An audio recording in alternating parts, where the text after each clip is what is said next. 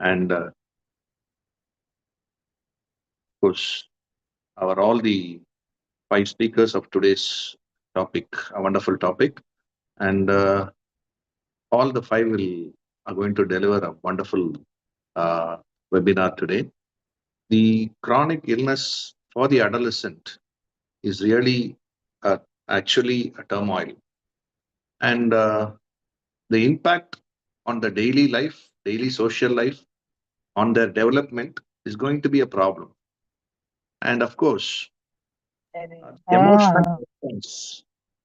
Emotional response, once the chronic illness diagnosis is made, there are so many emotions will be on the individual and in the family, parents, and everyone. So this is going to be a challenge. And how, as pediatricians, how we are going to approach this. This is going to be the topic today. And definitely, we have to see that the the adolescent development is going to be normal during this period, and their cognitive functioning is going to be okay. There'll be so many effects. Of course, school absenteeism will be there, poor school performance can be there. There can be mental health challenges, but of the all these things have to be dealt with and recognized as gatekeepers, pediatricians, and we have to involve the family in the treatment, and also the adolescent has to be involved for the treatment. So let us go on to let us go to the speakers so that let us learn from them, and happy learning. And thanks for the opportunity, IAP AHA Kerala. Thank you. Thank you, sir. Now we invite Dr. Gopi Mohan, Secretary IAP Kerala, for the felicitation. Good evening, dignitaries on the of the dais, esteemed speakers, and my seniors and friends. AHA has all been on the forefront regarding the health, especially of the adolescents. They bring out such wonderful webinars, which some of them are very thought-provoking webinars. And today is not any different. We have esteemed faculties here who will be giving the deliberations, and I know everyone will be very much will be with their deliberations. They will be very I don't get the exact word, but it will be very good CME for all of us, and benefited. They'll be benefited by their deliberations. And I wish you all a happy learning. Jai Hind and Jai Hind. Thank you, sir. Now I invite Dr. Rajesh TV, President IAP Kozhikode, for the felicitation. Good evening, all the dignitaries, faculties, and delegates. First of all, welcome to IAP. Welcome to Kozhikode and Calicut Adolescent Con, South Zone Adolescent Con 2025. It's very happy moment for us for arranging such a conference in Kozhikode, and we would like to thank the state team, IAP team, for giving us the opportunity.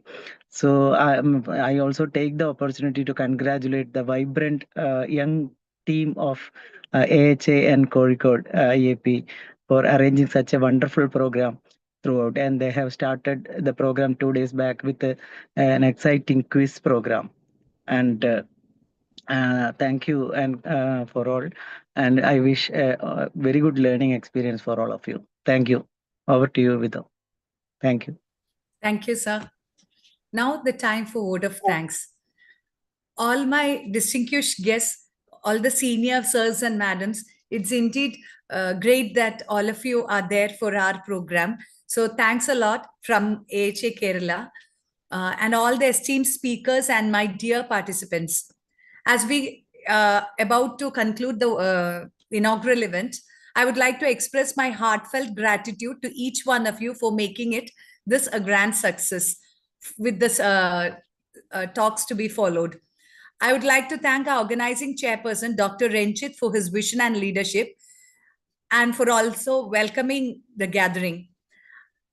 Dr. Deepa, our chairperson, thank you for the inspiring presidential address. And if we can name one person who has been pulling out the whole show, it is her. So thanks a lot, Deepa, madam. We are grateful to Sushma Desai, ma'am, who has inaugurated our function, and also to thank the dignitaries who has done the felicitation today, Dr. Shibu K, Dr. Senthil, Dr. Gobi Mohan, and Dr. Rajesh TV. And our special thanks to none other than our dynamic speakers of today's program, that is Piali ma'am, Dr. Piali Bhattacharya, Dr. Prashab Karya, Dr. Shamik Ghosh, and Dr. Swati Gatte. So thanks a lot from our heartfelt thanks from IAP Kerala, AHA Kerala. Hope this will be very interesting for all of us. And also welcome once again all of you to Kozhikode, Kerala next week, Sunday. Thank you.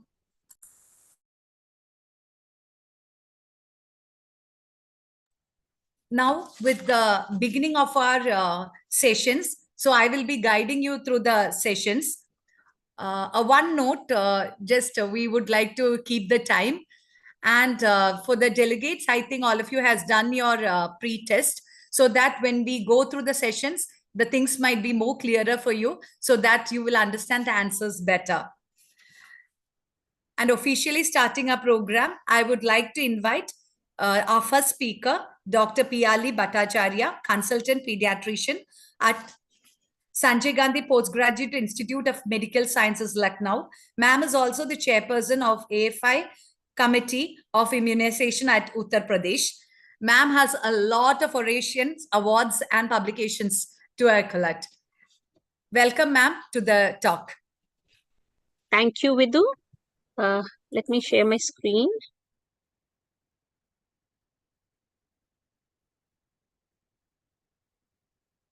Is it visible? Yes, ma'am. Yes, ma'am. Okay. Yes, ma'am. Full screen. So at first, I thank the organizers, and Deepa, thanks for telling me well in time. She invited me long back so that I could prepare myself for this program. So thank you so much, Vidhu, for introducing me. And thank you to all the dignitaries who are on board.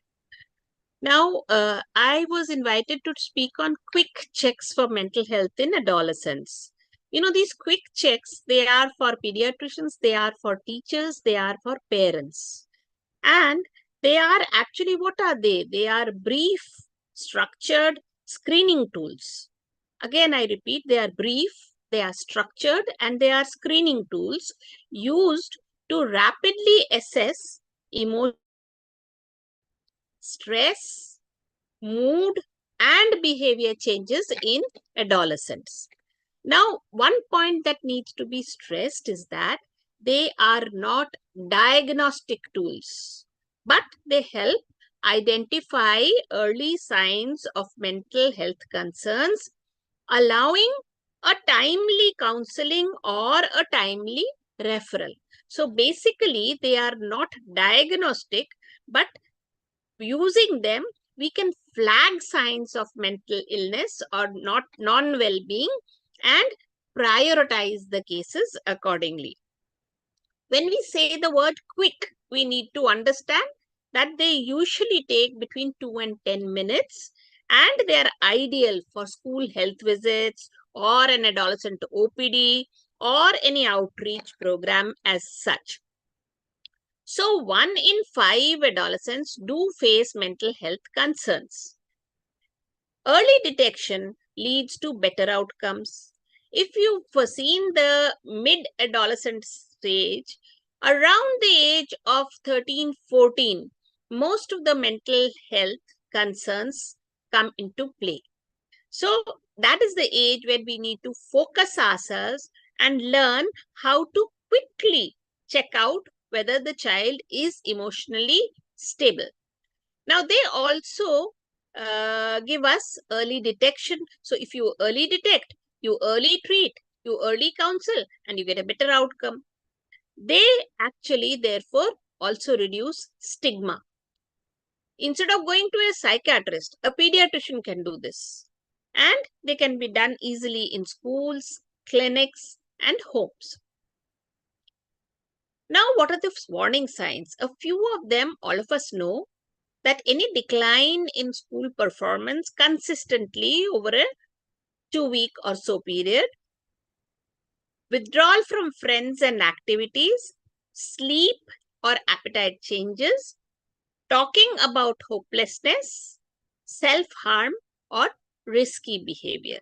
So all these are warning signs of mental health disbalance. So what are the screening tools which can be done within 2 to 10 minutes? Number one is PHQ-9, which is for each one I will explain. Then GAD-7, which is for anxiety check, versus SCARED, which has 41 items. GAD-7 has only just 7 items. Then ASCII, which is for suicide. Then CSSRS, which is for severity of suicide. And HEADS, of course, we always talk about the psychosocial assessment.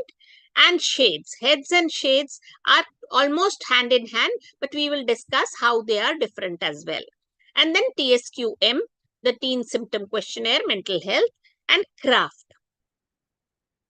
Now, what are these tools? This HEADS tool, the first one that we always do when an OPD patient, an adolescent comes to our OPD, is actually a structured framework, as I said before, used by our healthcare workers to assess the key areas of an adolescent's life and thereby the mental well-being. So the early detection of depression, of anxiety, of a suicidal risk, all arise here. Now, identifying psychosocial stressors, which also you must have heard of the psychosomatic illnesses. So they influence, they'll come with pain abdomen, but actually there is something which is psychological in that pain abdomen as well. So as Deepa has said, obesity has its own psychological parameters as well. So we need to build rapport and trust and supports preventive counseling and timely referral. Now, these are the finer points in HEADS. Home, then we have education, employment, eating, activities, drugs, sexuality, suicide, and over time, we have safety and spirituality. Now, the last three, sexuality, drugs, sexuality, suicide, depression, safety, and spirituality. Spirituality is always a savior. I have not said religion. I speak of spirituality, not of religion. Now, safety issues, again, should never be neglected. If there is an evidence of suicide, again, then it becomes a referral or a counseling issue. Now, these incorporate at least a brief screening on each visit so that you know whether the adolescent is in an emotional crisis or not.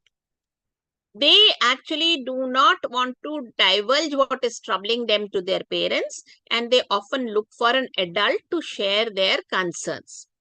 So now one thing that we should know is that there are two ways of assessment. One is SHADES and one is HEADS. SHADES actually modifies HEADS by starting to ask with strengths and asking about school before they start off with home. So the primary focus is strength-based, not problem-oriented. The approach, again, is empowerment focused, not deficit focused. The order of questions, again, starts with strengths to build a rapport. And if you have the underlying philosophy, then it is not a traditional psychosocial risk assessment, but it is a positive youth development. So when we say that we are looking at SHADES, it is more of a holistic awareness, resilience building, preventive counseling, and it encourages a partnership model that is empowers adolescent to engage in his own care. Whereas when we talk about HEADS, it identifies areas which are needing intervention. So this is a handshake between a pediatrician and the adolescent. Now again, when we talk about the TSQM, or this is a validated Indian tool. Now this is focuses on a lot of things. This is a combination of CRAFT, PHQ-9, anxiety GAD-7. So all these are combined in these 21 items which are mentioned over here. It detects attention deficit, it detects conduct disorders, it detects anxiety. And then if you see the last few questions, it says, do you smoke? Do you drink alcohol? That is for substance abuse as well. And then you have the delusions, the hallucinations, the depressions, all of them are combined in these 21 questions. So this is actually a very good tool which focuses on mental health symptoms. Now the scoring, there's a total of 21 items, as I said. On the Likert scale, it is 0 for never, 1 for sometimes, and 2 for others. And the cutoff after various Indian studies is greater than or equal to 29. So if it is less than 29, you just need to pay attention.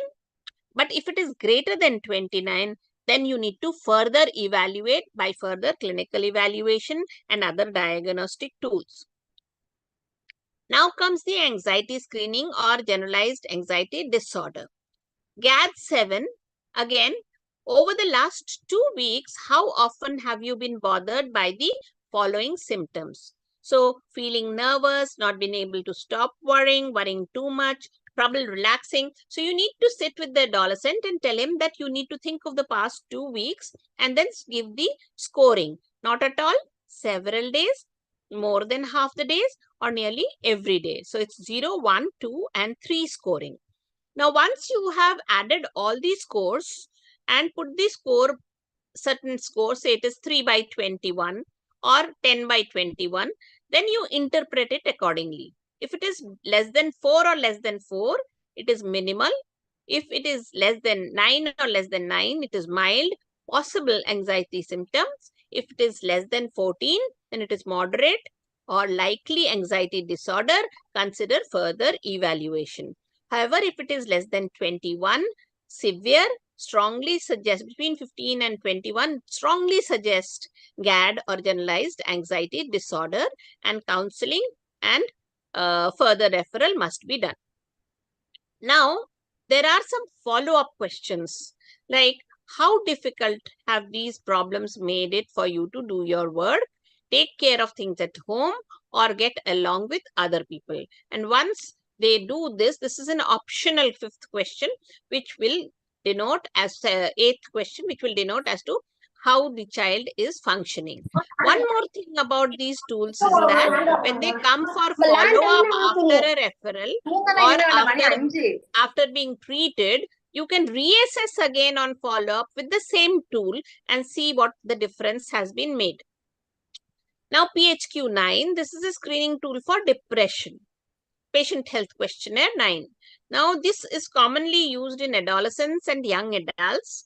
The PHQ-9 has 9 questions. The 9th question, if you mark, is that thoughts that you would be better off dead or of hurting yourself in some way. So this again is for the last 2 weeks. How often have you been bothered by any of these problems? Now, the 9th question is particularly important because if there are thoughts of death or self-harm, it requires immediate clinical attention regardless of the total score. And the scoring says that if it is 20 to 27, it requires urgent referral. It is between 15 to 19, immediate treatment and close follow-up.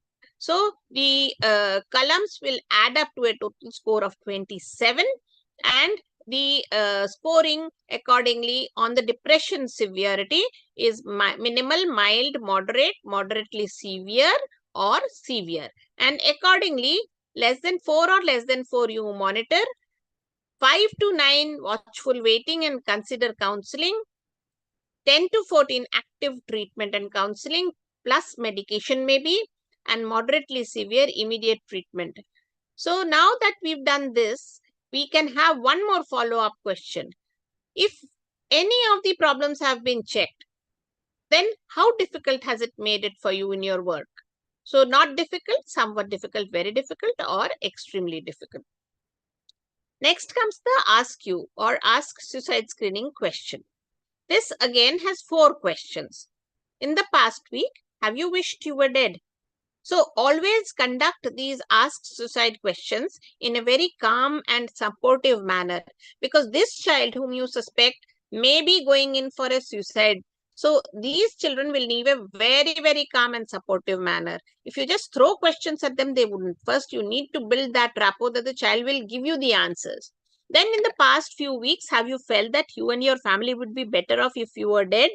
In the past week, have you been thinking about killing yourself? Have you ever tried to kill yourself? Now, if the answer to the fourth question is yes, have you ever tried to kill yourself? Then ask, when did this happen? And then the fifth question comes into vogue, that is acute risk question, which says, are you having thoughts of killing yourself right now? And if that be so, this is urgent, emergency, don't leave the child, and ask the psychiatrist to move in immediately. So there is an immediate safety. This is question number 5, requires immediate safety assessment and intervention. So after there is a positive screen, remember such children should never be left alone. So ask a friend, call somebody to stay with that person or the parent so that he is never left alone.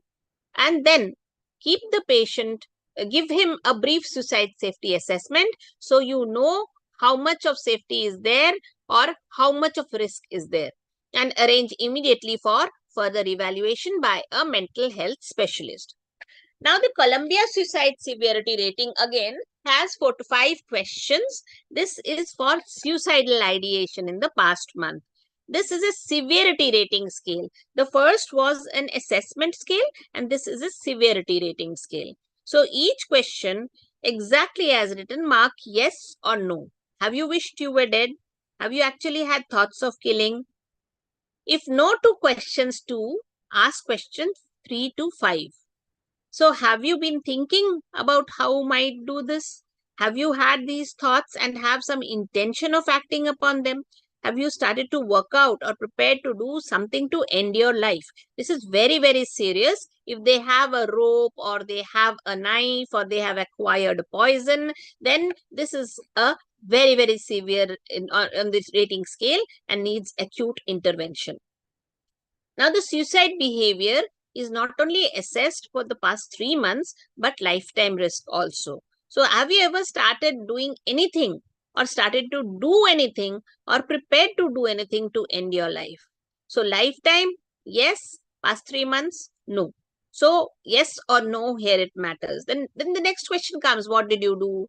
When did this happen? What happened afterwards? Remember, one child who has, or even a person who has attempted suicide once will attempt it again. So you need to be very, very cautious in some patients where they have attempted suicide or have suicidal ideation.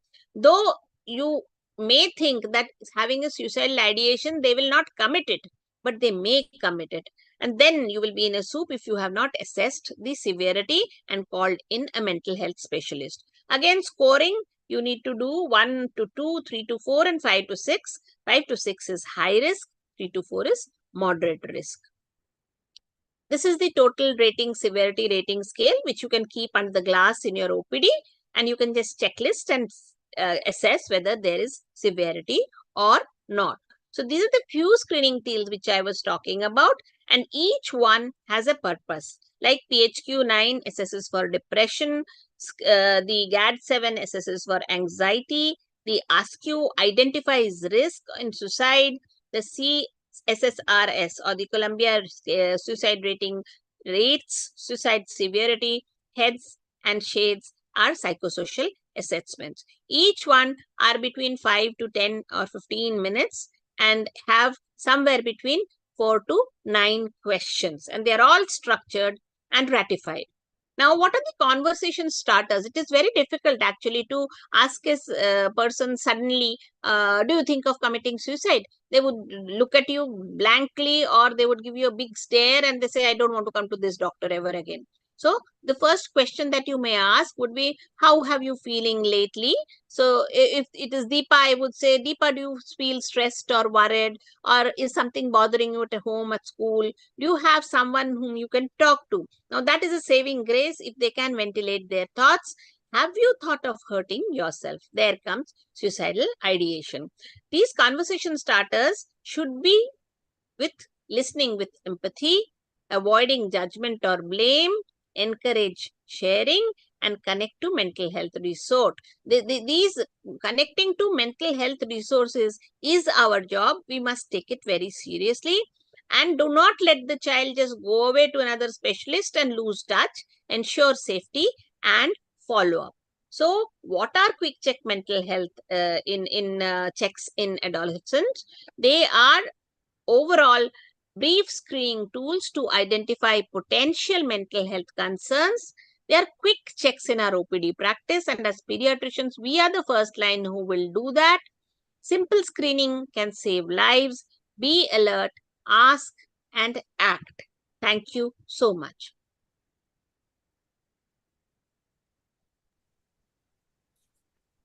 Thank you, ma'am. That was very informative. And regarding the quick screening, many of the quick screens, I think for all of the delegates, it's very useful so that we get an idea of how to be done. Thank you, ma'am.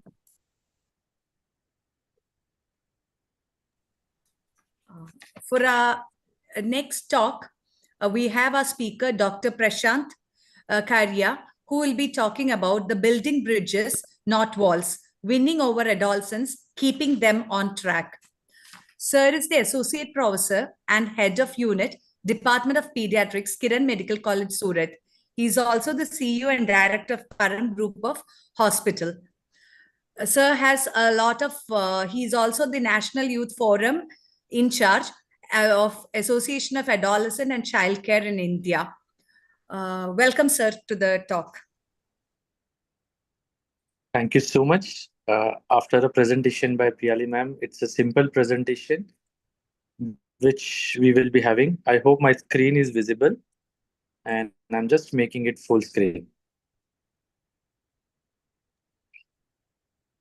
Yeah, so full screen is visible. Before I begin, as the topic says, building bridges and not walls, winning over the adolescents. You can see the bridges and walls. When I'm talking on Zoom platform, if the videos are off, it felt like talking to walls. If the videos are on, we feel like talking to bridges. So just a simple questions. My presentation will be having a simple question and answers and some quick answers which will be there. But when we are talking about this building bridges and adolescence, then adolescent is a storm and a chronic illness which can feel like the rain. Our words can be either umbrellas or lightning bolts. The bridges to a teen's art is built with patience, respect, and listening, not commands, criticism, or fear. And every teen carries their own battles. The question is, will we walk beside them or stand in their way? So, a first case for our audience, this is a 17-year-old girl with lupus. Which statement best reflects shared responsibility? That means a bridge. A. Your mom will handle your medications. B. You should know everything about lupus by now. C. Let's plan how you can take the lead gradually while your mom supports. And D. You're too young. Let's not discuss treatment details. I wish the audience takes part. And good to see a reply from Sangita, Lavanya, Kiran. And the correct answer is C. You have said it correctly. Clap for yourself. Good to see the other correct answers also. So this approach actually builds the bridge. Coming to a second case, this is a 13-year-old boy. The case is over now. We are coming to a case 2. I'm just writing in a chat bot that case 2 is starting. This is a 13-year-old with epilepsy being treated in school, teased in school. His father says, "Don't tell anyone about your feats." This response primarily builds A. Bridge, B. Wall, C. Neutral, D. Motivational environment. And I'm glad that almost everybody is giving the correct answers. It's a wall approach. Good. Fine. Perfect. So, going to the third case, this is a case. Which of the following strategies promote resilience and connection in a team with chronic kidney disease? So, A, focus only on diet and dialysis adherence. B, include support groups and school counselors. C, discourage extracurricular activities to avoid stress. And D, remind them daily about risk of non-compliance. So I'm glad that before I finish, I'm getting the correct answers and my audience is actually building a bridge with me. So thank you so much. Coming to a last case, this is a case 4. So during follow-up of a safe 16-year-old with thalassemia, the pediatrician spends 5 minutes just asking about his college plans and friendship. This section best described A. Waste of clinical time. B. Rapport building or a bridge. C. Overstepping privacy. And D. Irrelevant to chronic illness care. And again, almost a good number of answers, a correct answers, that it's a rapport building and a bridge approach. So you people know almost everything about this, but now my job is in just next 10 to 15 minutes finish building bridges or a walls approach. And for that, I do have 8 cases, same way. But in that cases, will not have MCQs. It will be a single word answer, which you will be saying. First will be a word will be for a wall, and second word will be for the bridge. The wall and bridge both will start with P. So this is the first case. This is a teen with type 1 diabetes who says, I hate checking my sugar every day.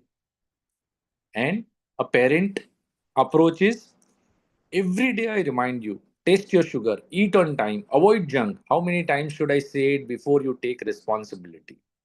Now, this is a wall approach which starts with P. Can somebody write down in a chat box what this P is? A teen with type 1 and parents' response is this. So, just to give you a hint, it is a preaching constantly because we are running short of a time. This approach will actually cause upset in a teens. This type of voice will become a big background noise and no motivation will be there. I hope from next question onwards we will have some participation. The same teen when says I hate checking my sugars every day and a yeah. So I don't want a wall or a bridge answer. I want a P. Something starts with a P. This is a bridge approach which we are seeing in which a parent says, I get it. It feels endless sometimes. Let's see if we can make it quicker or less irritating. That means a child is having an issue with checking sugar every day. They can give an option that we can have a continuous glucose monitoring. A Persual, very good, Sangeeta. That is what I was looking for, or they can give some alternatives also. So that is actually having a patience with their moods and persuade that yes, this can be done, and it actually validates the feelings, opens the space for a cooperation. So this is a first approach. I hope now I'm clear that I'll be giving you first a wall example and second a bridge example. You just have to tell me what it is. The second is starts with R, a wall approach. Teen with asthma. I feel dizzy when I use this inhaler. And a parent or doctor says, you're just big, dramatic. This is what the doctor said, just do it. What is the response of a parent? A wall response, which starts with R. React. Okay. Some better word? Ridiculous. Very good. What I thought was you are rejecting the feeling of adolescents and rejecting their emotions. So, rightly said by Deepa, a rejection which is there. Now, this type of approach in which the teen will feel unheard, may stop sharing, the side effects will be there, and they may skip the doses and will not share. So, this should not be done. So, what is a better approach? A bridge approach. Say, for example, this teen says, please don't tell everyone in class about my inhaler. And a parent says, of course, it's your story to share when you feel ready. Now, this is a bridge approach in which parents are doing something which is a reassuring, responsive, or to me, I've written a respect privacy. But both the answers are correct, which has been written that you are respecting the privacy, you are responsive to them, and by this, you build a trust. Teens learn that health doesn't mean losing control of their own narratives. So, thank you so much to my responsive audience who is making a bridge, continuous bridge. Coming to a third case, which will be having a wall with A and bridge with A. Now, in a wall, I do have a case in which a teen with epilepsy says, why can't I go for a school trip? And a parent says, because I said so. You will get a seizure and embrace us all. This type of parenting will actually be a problematic, and the wall approach is which type of parenting? Oh, very good. It is a authoritarian parenting, which will be problematic, and almost everybody is correct. This authoritarian commands will actually build resentment and secrecy and not safety. But instead of that, if you want to build a bridge, then if a teen is having epilepsy and says, I'm scared, I will have a seizure in public, and a parent's response or a doctor's response is, that sounds scary. Tell me what exactly worries you most. The embracement, the safety, or a people's reaction. Now, this type of reaction, when given by a bridge format, is actually a active listening. This active listening will help before advising and help to strengthen the rapport also. Coming to our next case, which will start with a S, a wall, and a bridge, in which a teen with obesity will say, will ask, am I fat? And the parents' reaction, yes, you are. Look at your cousin, so fit and disciplined. Why can't you control your weight? Perfectly said, Sangeeta. It's a shaming or a comparison which is there. Now, when this type of a wall approach is there, it deepens the guilty and body shame, discourages the healthy behavior also. Instead of that, if you want to build a bridge, if a teen with obesity says, everyone teases me, I feel useless, and a parent's approach is, no one deserves that. Let's talk to your counselor and find activities that makes you feel strong and happy. So yes, Shalini ma'am, it is a sensitive response or a supporting a mental health. So this sensitive effort will actually be a supportive, and this will address the emotional health and not only the physical health. I'm getting much more responses and feeling happy that yes, my audience is really responsive. Coming to our next case, in which a wall and a bridge will be by H. The case is of a chronic kidney disease in which a child forgets to take medicine on time. And the parent says, you forget again, no phone for a week. Maybe you will learn responsibility. So, this type of things, when done, builds a wall, and it is called as perfectly said a harsh punishment. This type of harsh punishment actually shifts the focus from learning self care to rebellion and fear, which will be there. So, same kid, if having this kidney disease, says this medicines are running my taste buds, and the parents answers, fair enough. We will nominate your taste buds for bravery awards. But let's see if the dietitian can make it more fun. Now, this type of a conversation is actually making a humor which heals the tension, and this humor, yes, Kiran ma'am, this humor is effective. This gentle humor diffuses the frustration and builds the warmth. So that is there. Coming to the one more case in which a teen with hemophilia is asking a valid question. Will I ever be able to get married or have kids? And parents are actually uncomfortable. They say, let's not talk about such things right now. So this type of approach in which you're not answering the question, which is building a wall, is actually avoiding. Perfectly said that it is avoiding the conversation because you are not comfortable. This will lead to increased anxiety. This silence is problematic. Stigma and misinformation. Few of my children who are having a chronic disease like hemophilia, they got married and now they are having a kid also. So it is not that they can't have a kids, but yes, you have to advise them regarding all the other things. Same kid, if having a hemophilia and says that dad, I felt pain in my knee yesterday, so I immediately did rise, that is raised ice application, compression and elevation. That means the parents are now smiling proudly and saying, that's brilliant. You handled it like a pro. The fact that you remembered Rice shows how responsive you have become. So, this type of appreciation, sorry, it's not a H, it's a appreciation over criticism, is actually giving a good uh, effort. And this praising reinforces the self management and confidence. This encouragement is perfectly fine. Instead of fear or scolding, the appreciation builds the trust. Coming to a next case, a second last case, a teen with thalassemia after multiple transfusions says, I hate my life because it's almost every 2 weeks or a weekly transfusions are there. And parents are saying, you should be at least be grateful that the treatment is working and you are alive. Now, this type of frustrated statements, when are there, that builds a wall because these are a negative comments or neglecting their emotional needs, which leads to a grief, emotional invisibility, and a depression, which will be a problematic. But if the same teen says to mom that, Mom, do I really have to go for the transfusion? Because today is my friend's birthday party and I want to go to a birthday. So at that time, if the parents' response with thinking and smiling is there, that yes, I get it, you don't want to miss the fun, so do one thing. Let's go for the transfusion first thing in the morning, and in evening you can go to a party.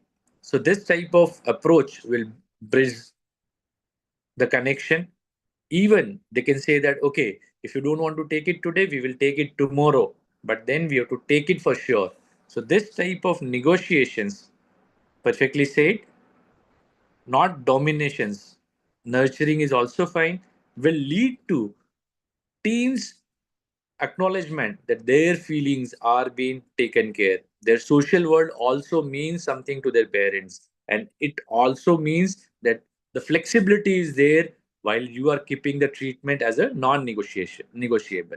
But this will actually build a bridge. And the last things, that a teen with juvenile arthritis who says that I'm having a terrible pain, and parent says, Arey, it's just a little pain.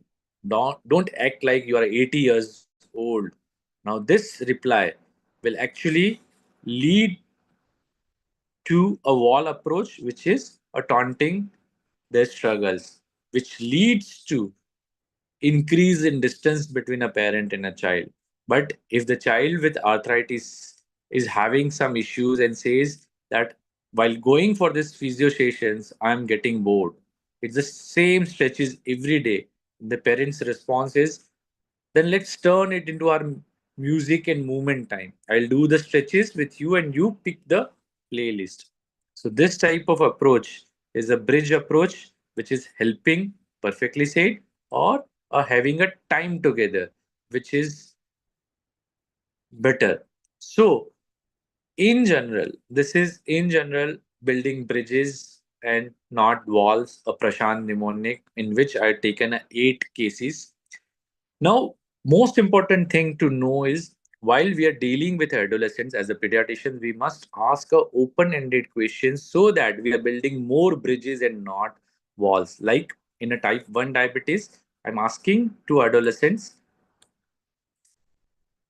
if I ask, are you taking insulin regularly? Then the answer will be yes or a no. It will be a close ended. Instead of that, I can ask, tell me what helps you remember your insulin and what makes you harder sometimes. So this will actually give you a more detailed answer. In asthma, do you use inhaler every day?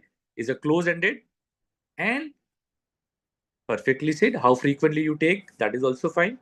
In asthma, we say, if you ask open-ended questions, how do you feel about losing your inhaler in front of using inhaler in front of your friends? So this will help if the child is having some shames or some bullying from the disappears if it is there. Same examples are there for all other diseases. I'm not going into the detail, but you can just see on the screen that this type of questions, the close-ended questions, must be avoided. Like in case of a Downs, you don't ask, do you understand your doctor visits? Instead of that, you can ask, what do you like or not like about your hospital visits? That is the perfect question. So this is one thing which I wanted to add. Second, whenever we are having this conversation with the adolescents, after a open-ended questions, see, open-ended questions actually encourages the dialogues. But uh, yeah, I'll just share the in group, ma'am, Kiran ma'am, the mnemonic slides. But open-ended questions will actually encourage the dialogues.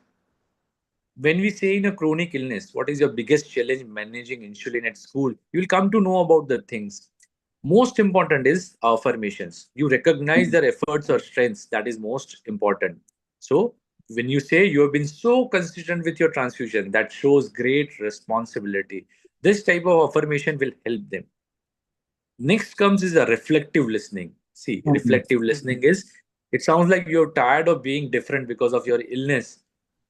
That means you are actually listen to their problems and now you're giving some reflections. And at the end, most important is a summarizing. So this OARS approach will be perfectly fine. Heads, ma'am has already said, I'm not going into the detail. Heads or shades, whatever you are comfortable, but strength and school will be first in case of a shades, which is actually good. But then, yes, again, be ready with the questions. Now, when you build walls that breaks communications, teens stop talking. They are having a rebellion. They think that their trust has been destroyed. There may be episodes in which they discourages the responsibility, the treatment adherence may be weakened, and their familial burnout will be there, and even the resilience will be blocked. So instead of that, let's build the bridges in which this conflict is created into a connection. We promote their autonomy, encourage them responsive behaviors, we strengthen their trust, we support, empower families, and this will improve the adherence. So in a nutshell, what I want to tell you is, when we stop shouting across the gap and start walking toward our teens, we discover that they were never that far away. The building bridges approach isn't about perfection, it's about a presence. Every respectful conversation, every shared laugh, every small act of trust lays one more plank on the bridge between doctor, parent, and a teen. And let's choose to build, not break. Let's replace the walls of worry with bridges of belief. A big thank you to AHA Kerala and everybody. I'm not going to take the names of everybody, but thank you so much for inviting. And I hope I finish in time. Thank you. Thank you, sir. That was a very informative and actually very interesting one with the way you had presented the wall and bridge. So I think whoever has attended this talk, whenever they speak, they will remember the wall and bridge, and of course, they will be able to counsel better. Thank you, sir. Thank you. Now, moving on to our next session, we have Dr. Shamik Ghosh, sir, who will be discussing about the power of motivational interviewing. Sir, hello. Sir is the founder director of Sans Perial Pediatric Clinic, Kolkata. He's also a consultant at Manipal Hospital and Bhagirathi Neotia Women and Childcare Hospital.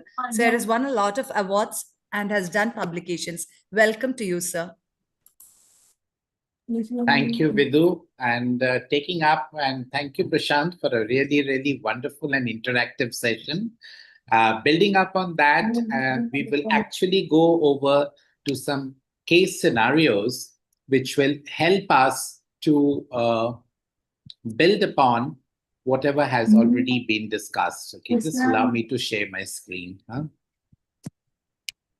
Let's share this.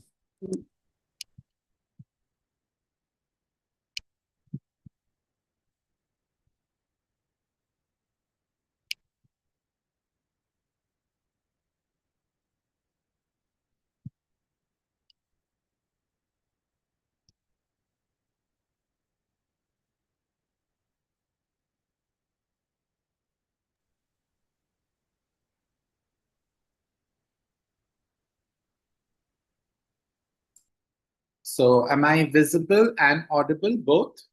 Yes, sir. Yeah, thank you so much. So we take up the first case where basically there is a 15-year-old child called Maya, and she's been diagnosed with type 1 diabetes and has been battling the illness for many, many years. Now, she's reached the stage in adolescence where she is showing signs of non-adherence. There's a lot of ambivalence within her attitude, wherein she's trying to balance social freedom along with her health goals, and sometimes she's failing. Her HbA1c in recent times has shown an upward trend and is about 9.5%. So let us see how we can help Maya through the method of motivational interviewing. Now, before I proceed, it's very important for us to understand that when we are doing our counseling, a person is generally in a very, very pre-contemplation stage. So there are stages of counseling. And when we are beginning our journey of counseling, it is very important for us to define as to what is the motivation of the subject or the recipient of our counseling. And in most cases, you will find that they are in a pre-contemplation stage. That is, they are not even contemplating any change. So once we have set that benchmark that we have somebody who is not even contemplating change, how can we bring about change? Now, motivational interviewing is not about, as Prashant talked about, the ORS principles in his presentation. It is not about giving advice. It's not about sermonizing, but it is about developing a partnership with your subject so that you can elicit change from within the subject herself or himself. So let us see how we can elicit this change in Maya. So the clinician starts by validating Maya's experience. So the clinician says initially that it sounds like you are managing your diabetes is becoming a huge effort, especially when you're trying to fit in with your friends. And this must be incredibly frustrating. Maya responds by saying, yes, it totally is. It's just so much more easy for me to pretend that I don't have it for a while. So here the clinician is actually expressing what Maya is feeling within herself. And this is the best way to build a bridge with the subject by expressing empathy. The next step is, how can I elicit change, Tom? And it has to be a very, very gentle journey. So the clinician in an open-ended question asks that what are some of the things you would like to do in the next few years, especially after high school? Maya, just like any human being, has her dreams. And she says that I really want to go to college, maybe study art, and I also have travel plans with my friends. So this is where the clinician develops a discrepancy. That is, he finds out that the person in question, though she is frustrated with her illness, is feeling a little low, actually has dreams on which she can act upon. So going to college and traveling are really important to you. So when you look at how often you're currently skipping your checks and shots, how might that affect your energy for art or your ability to travel without worrying about getting really sick? So here he is developing the discrepancy, or he is eliciting the change talk by reminding Maya that she has dreams to achieve, and at the present moment, what she is doing with her condition, her physical condition, will not help her in achieving her dreams. The clinician recognizes her strengths and also past successes. So it's very important. Now, here Maya has been battling this illness for years together, and the clinician draws upon his past experiences with the patient to tell her, I remember you told me you went a whole week without missing a dose when you were studying for your school finals. That shows me that you have the focus and the determination when something matters. You clearly have what it takes to manage this. So, what here the clinician is doing is that he is affirming that in the past, Maya has shown ability to take control and work in a positive manner to achieve her goals. He's just reminding her that you've done it in the past. I'm sure you'd be able to do it in the future. So once he has said this, Maya eventually offers her own solution. And on listening to the clinician through this motivational interviewing, Maya says, maybe I just need a system that's less obvious. I could set the vibrating alarm on my watch instead of my phone. And maybe I just need to figure out how quickly I can get my dose before I go to the table. So here, Maya has suddenly found a way herself. She feels that if the whole process of testing herself, taking her medications, can be done in a less visible manner, and if she can have discrete alarms which are only audible and visible to herself, then maybe she can work on controlling herself better because she has a social identity and a social image to preserve. So the clinician affirms that that's a really smart idea. The watch alarm is totally discrete. So now, building upon this idea of yours, what's the first small step you will take this week to try out the system? So, what is the outcome of this particular conversation? Here, the clinician has not sermonized at all. He has allowed Maya to identify the problem where she needs discretion, she needs privacy, and she needs to feel a little different. But she has also brought out her own solution by having an alarm system which will not be loud and which will not be visible to everyone. The clinician has also worked upon her intrinsic motivation. Everyone has a self preservation as an intrinsic motivation to protect her future goals, which will override her immediate desire to avoid treatment, leading to a co created, this is a partnership between the clinician and the patient, and a sustainable adherence plan. So, having exemplified a physical problem, I next go on to a mental health issue, wherein we have a 17-year-old boy, Alex, who has a chronic regional pain syndrome and also has generalized anxiety as his comorbidity. His current problem is that he is unwilling to attend his physical therapy appointments. He is resistant to using learned coping mechanisms. He's been told, he's been taught how to use coping mechanisms, but as of now, he's completely unwilling to attend his physical therapy or to utilize his pain management strategies. So, how does the interview proceed? So, here, Alex has expressed a very strong resistance statement. He says, I don't know why I even bother with physical therapy. It's not helping me, it's hurting me. And this hurt is making me anxious all over again. So, here, when you are the clinician, rather than putting in an obstacle or you're trying to counter the patient, if you can roll over with the resistance by saying that you do feel very strongly that this physical therapy is actually making your pain worse right now. And that's incredibly discouraging. And Alex finds that the opening statement of the clinician is very much according to what the patient is feeling himself. And he says, yay, exactly. Next is to develop a discrepancy or to elicit a change talk. And how can a clinician do that? So, though the patient is feeling down in the dumps, feeling hopeless, this is where what Pialidi talked about, multiple scales, they can give a sense of hope to the patient.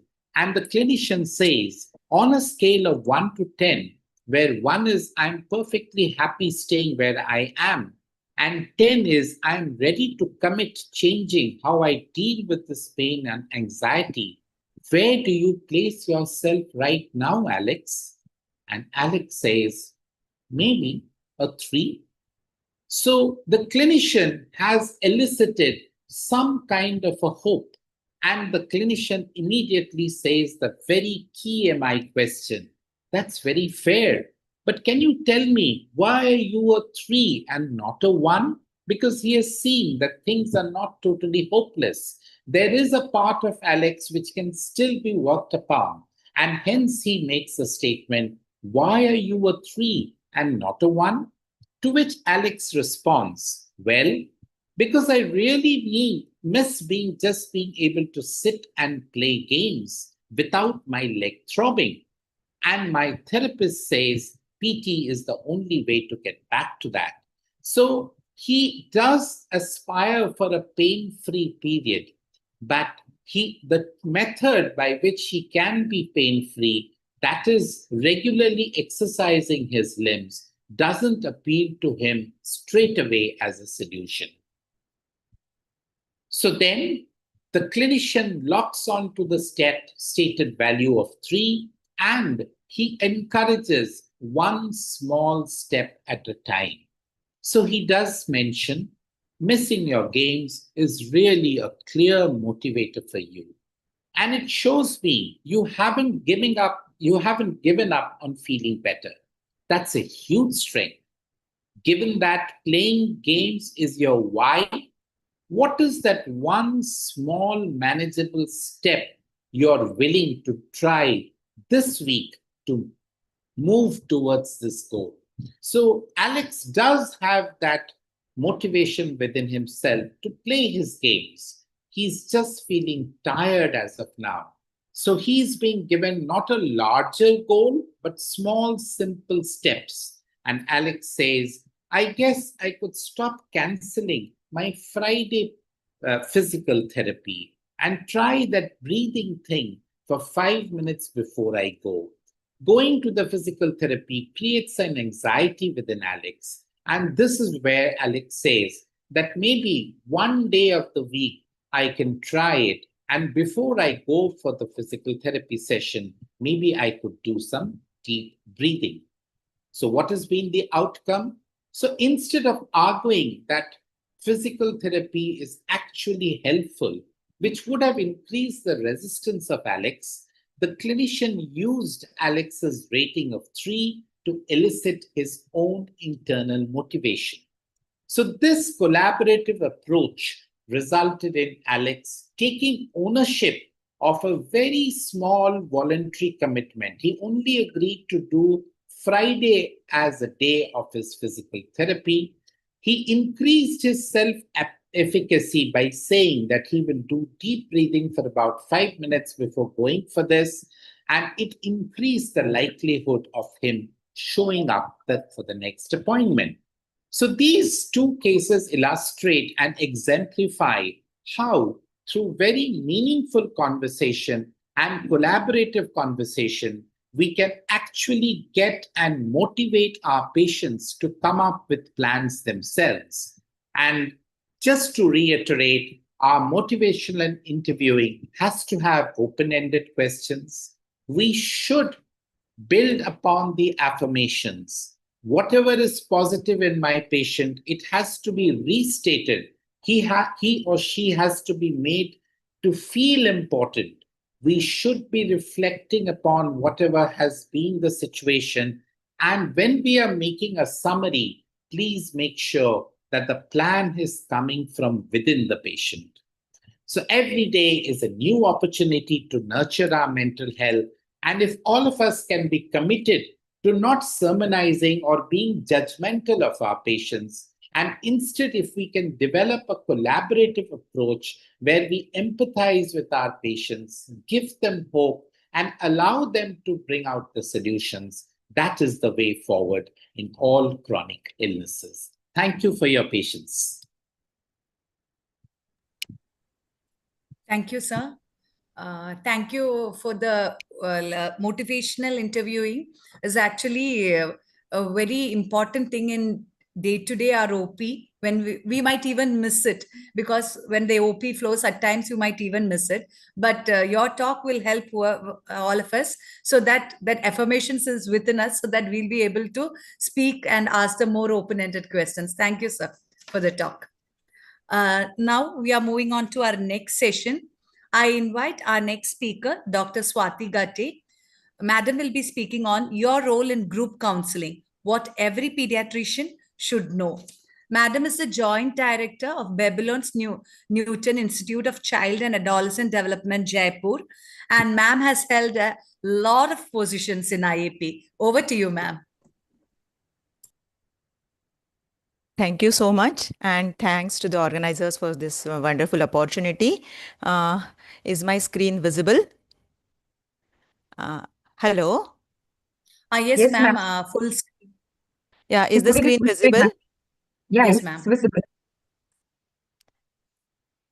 Right. Yes. It's full screen, ma'am. Okay.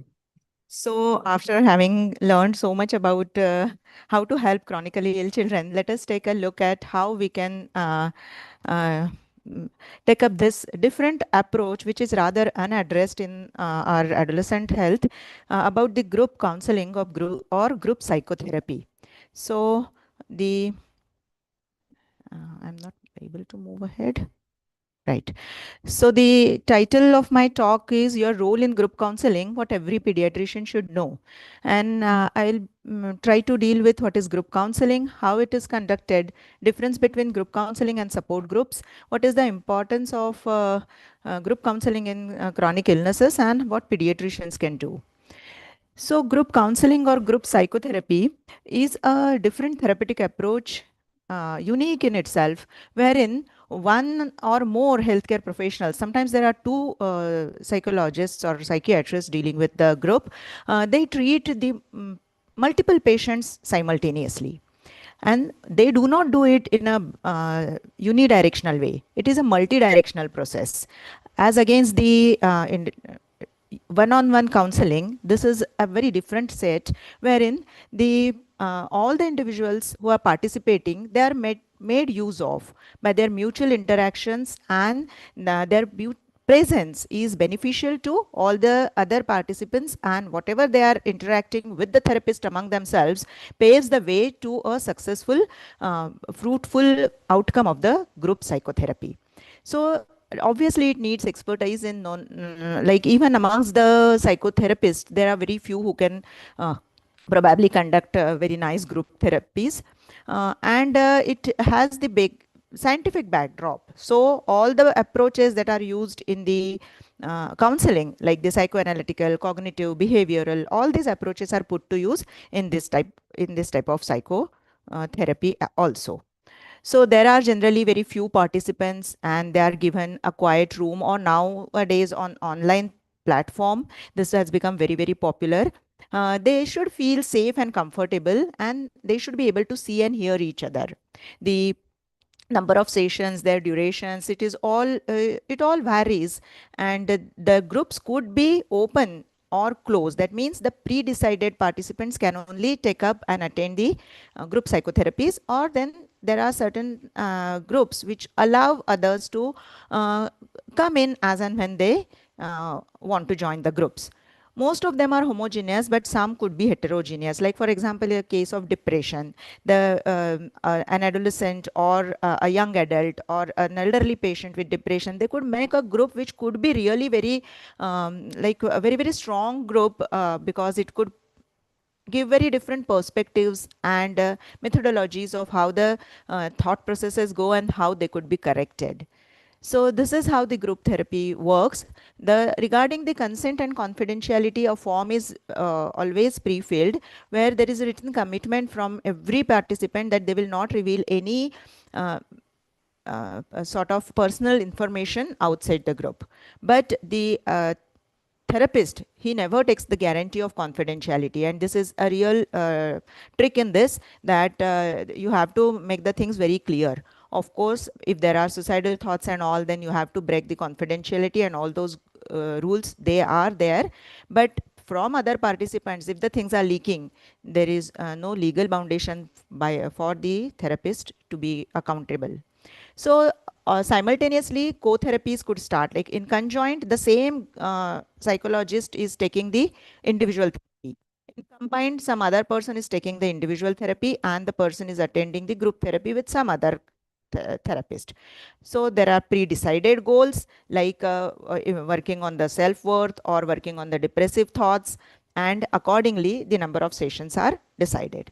So structured activities are the basic sort of a many structured activities have to be sorted out before starting these uh, group sessions, and it is not an informal thing, it is a very formal and structured thing. So after the ice breaking, lot of psychoeducation is to be given to patients who are suffering from the problems, and that they have come together to get those problems sorted out. There could be some grounding techniques like mindfulness or 5 4 3 2 1 techniques, or some games like drawing cartoons or something like that.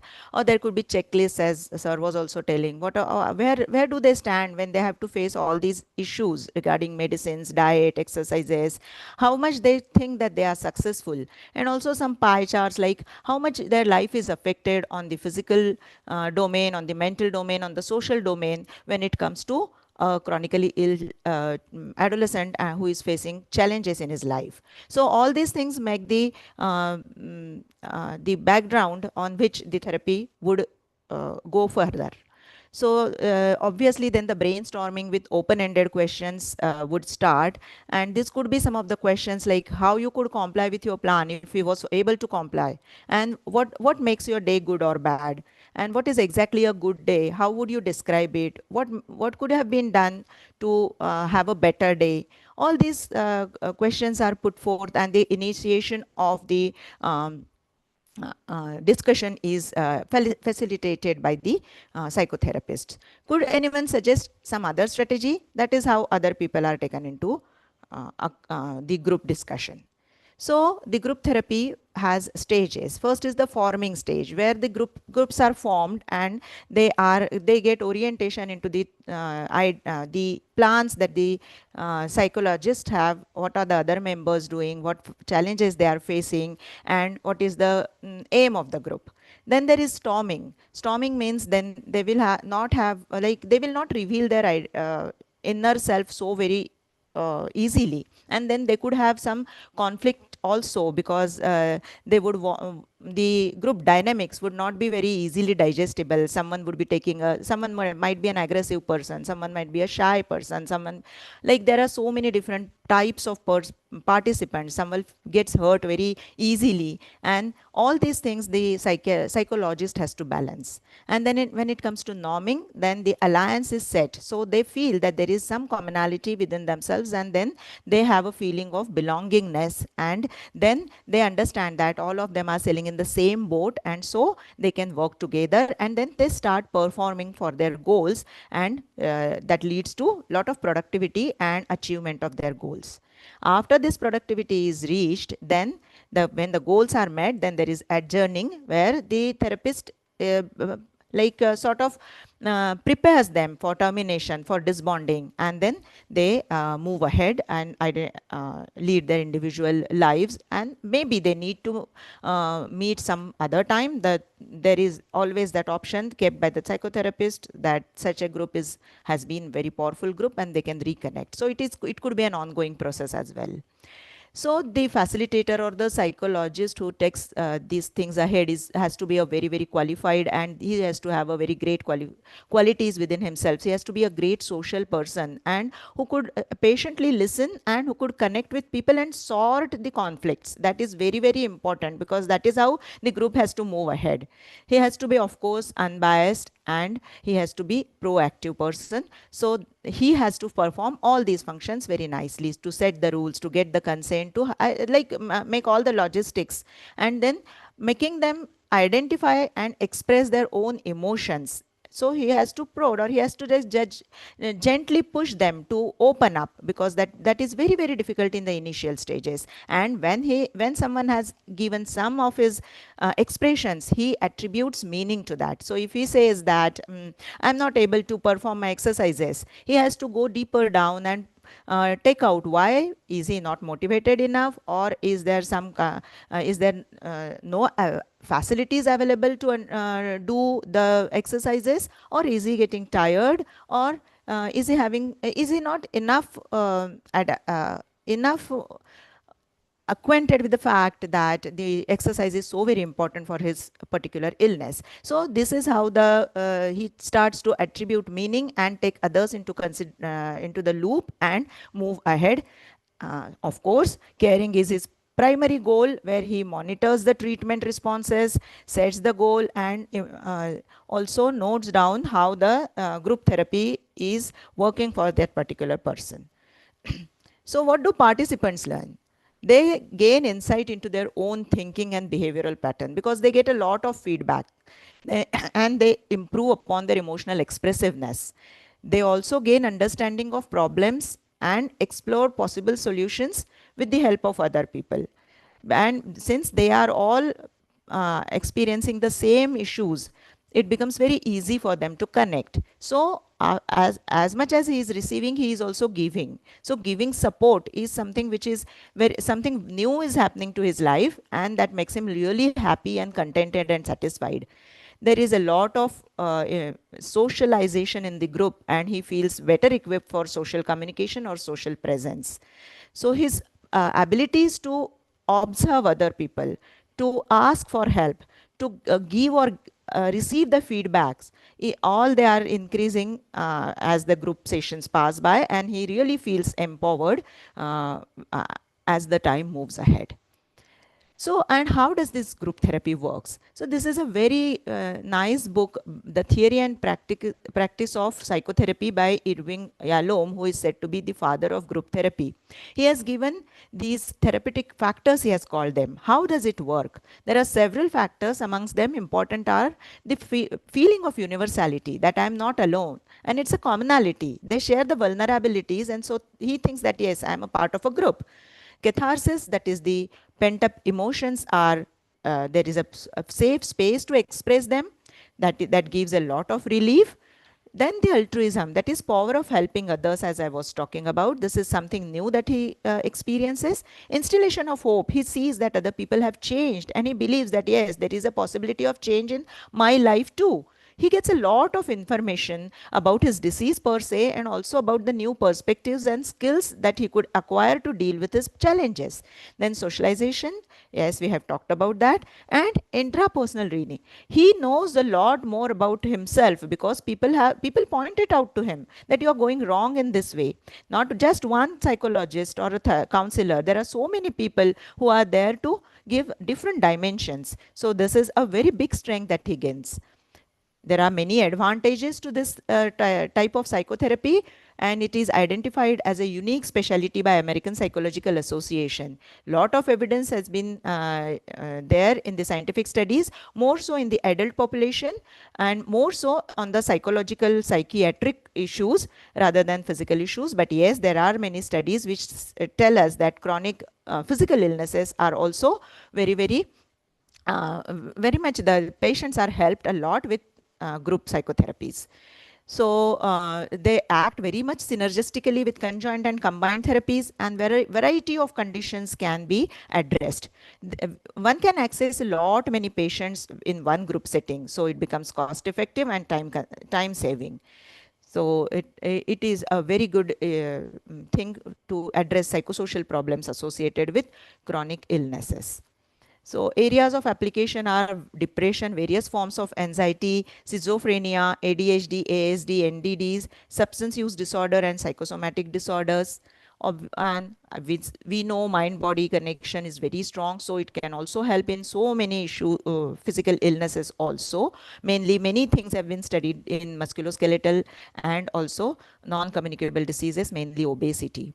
Cancers, organ transplant recipients, lot many areas, and there is no it is endless. The list is endless.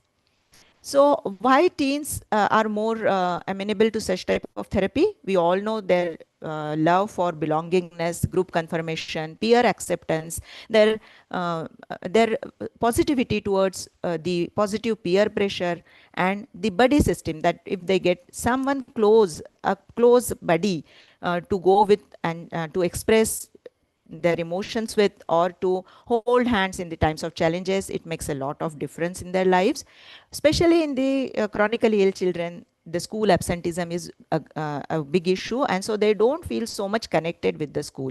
There are so many comorbid psychopathologies in them, and isolation, rejection, bullying, low self-worth, demotivation are all part and parcel of their life. So, but all of us do not have the possibility or the availability of group counseling by trained psychologists. So there are certain things like support groups. We all have experienced that support groups work very well, because many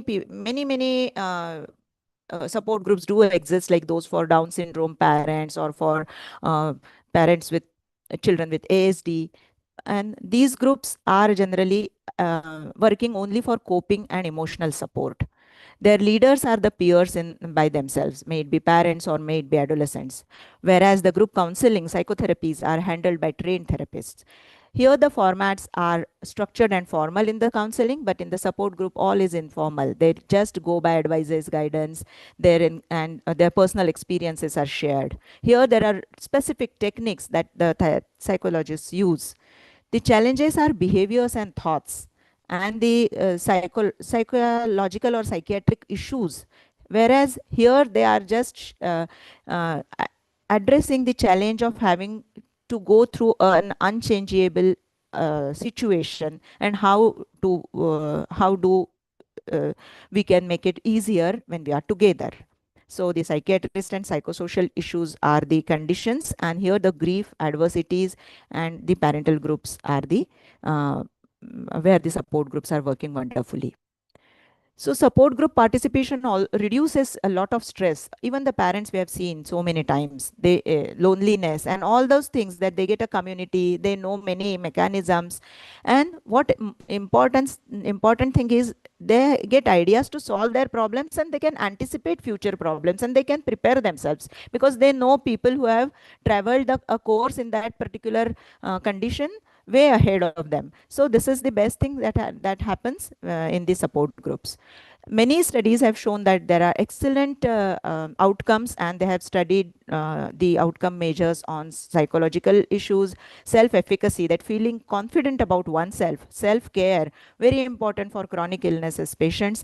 The pain reduces and quality of life improves. These days, online peer support groups are abundant, and we can probably like make use of them for our adolescents. These are some of the resources of online groups that I could search for. One important is this, the healthymind.org, which is run by Institute of Psychological Health. It is run by a very famous psychiatrist, Dr. Anand Nadkarni, and his group. The group sessions are led by psychologists who are trained to take the group therapy. The mindclan.com is a very, very big site wherein there are many groups they have mentioned for group counseling and also for support groups. We know that there are diabetes foundations, the PCOS clubs, this ATHI, which is for gender issues, Association for Transgender Health in India. It also has a very supportive group, which I have referred some of my patients and they have been benefited. Ahana Foundation for Autism, Nai Dishay for ID, ASD, Down syndrome, and especially for the intellectually disabled children and their parents. So we can make a list of this, whatever patients we are coming to it, we can search, and maybe we can give them such a list. So now could we start with something interactive, Deepa or Vibhu? Dr. Vibhu? Sure, ma'am, sure. Sure. So I would like to know what are the different support groups the pediatricians they can think of in their own practice and in their own patients. Can I get some answers? Are there any chats? I'm not able to see the chats. Yes. Can anyone think of any groups that will help their own patients, patients with chronic illnesses? Ma'am, they mentioned cancer support groups in that. Okay. And then Down Syndrome Federation of India, I suppose, for epilepsy also. They mentioned. Yes. Yes. So you have epilepsy patients, you have diabetes, you have PCOS. Okay, very nice. Autism also. Some some of the pediatricians are having enough autism patients to create a group, right? So all this, so problematic internet use, thalassemia, and parents and teachers group. I think premenstrual syndrome is also something which is very, very big thing that our girls are suffering from. Migraine, maybe for that also they can have a support group. These are some of my thoughts. In what ways you can help their functioning? Can anyone tell in the chat how you can function help?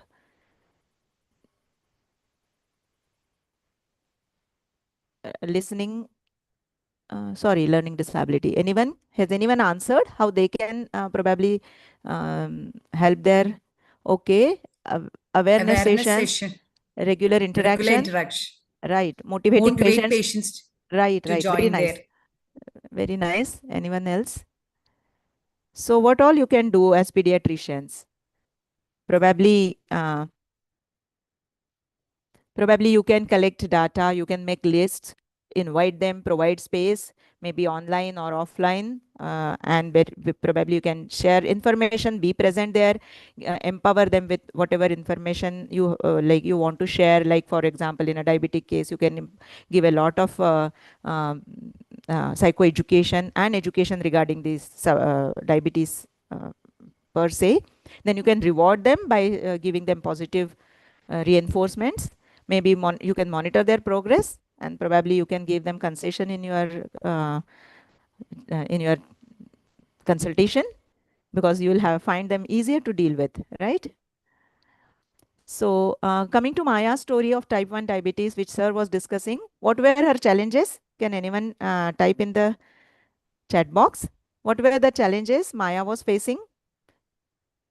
Does anyone remember? Are there any answers? So she was feeling different from her friends. She had constant burden of the disease, and she was not taking her dosages regularly. She was skipping insulin, right?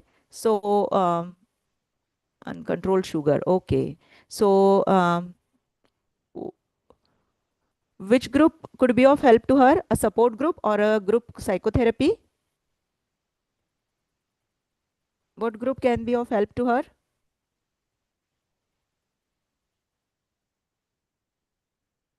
Both. Support. Very nice. Right. So for these things, I think a support group could be of help, because she will get a feeling of belongingness. She will cope with burden, and she will know how to care for herself, right? And what were her strengths? Were there any strengths that could be of use to the group if she is going to a self support group? So she wanted to travel, to go to college, to avoid hospitals, and all these things. She had past experiences of success. So how she could be of help to the group?